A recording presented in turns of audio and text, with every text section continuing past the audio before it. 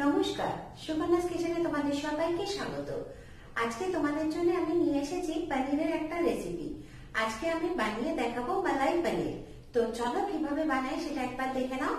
এসো তাহলে এই মালাই পনির বানাতে আমাদের কি কি ইনগ্রেডিয়েন্টস লাগে আর আমরা কিভাবে বানাই সেটা একবার দেখে নাও। মালাই পনির বানাতে আমার লাগবে পনির, যেগুলোকে আমি টুকরো করে নিয়েছি। এছাড়া লাগছে নারকেলের দুধ, আর এই বাটিটার মধ্যে রয়েছে সর্ষে, পোস্ত, কাজু বাদাম আর কাঁচা লঙ্কা পেস্ট করে রাখা, নুন, চিনি আর নারকেলের গুঁড়ো। মানে নারকেলকে তুমি কুড়ে নিতে পারো, বা যে বাজারে নারকেলের ডাস্টটা পাওয়া যায় সেই ডাস্টটাও তুমি নিতে পারো। তো চলো এবারে কিভাবে বানাই সেটা একবার দেখে নাও। এবার একটা বাটি নিয়ে নিয়েছি, বাটির ভেতর পনিরগুলো দিয়ে দিলাম, তার সাথে সমস্ত উপকরণগুলো দিয়ে দেব।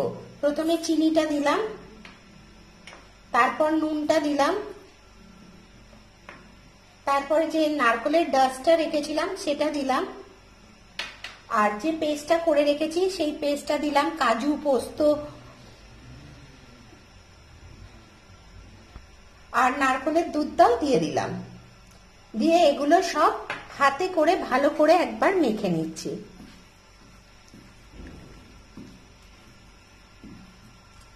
এবার এটাকে মেখে নিয়ে আমি আধ ঘন্টার জন্য ম্যারিনেট হতে দিয়ে দেবো। আধ ঘন্টা পর আসছি, দিয়ে তোমাদের দেখাবো আমি কিভাবে বানাই। কড়াতে কিছুটা সাদা তেল দিয়ে দিয়েছি, এটাকে এবার ভালো করে গরম করে নিয়েছি। এবারে আধ ঘন্টা ধরে যে পনিরগুলো ম্যারিনেট করে রেখেছিলাম সেই পনিরগুলো মশলা সমেত কড়ার মধ্যে দিয়ে দিলাম।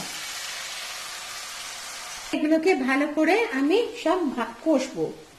তোমাদের যদি আমার এই মালাই পনিরের রেসিপি ভালো লাগে তো লাইক করবে, শেয়ার করবে, কমেন্ট করে আমায় জানাবে কেমন লাগলো, আর আমার চ্যানেলকে সাবস্ক্রাইব করবে। সাবস্ক্রাইব করার পর যে ছোট্ট বেল আইকনটা আছে ওটা ক্লিক করে দেবে, তাহলে যে কোনো রান্নায় দিই না কেন সবার আগে তোমার কাছে চলে যাবে। এর ভেতরে যে বাটিটায় ম্যারিনেট করে রেখেছিলাম পনিরগুলো, সেই বাটিটায় ধুয়ে একটু জল দিয়ে দিচ্ছি। পনিরগুলো যাতে সেদ্ধ হয় সেই জন্য আমি এটা ঢাকা দিয়ে দিলাম, দিয়ে আঁচটাকে একদম কমিয়ে দিলাম। ঢাকা খুলে দেখে নেব যে পনিরগুলো আমার সেদ্ধ হয়েছে কিনা।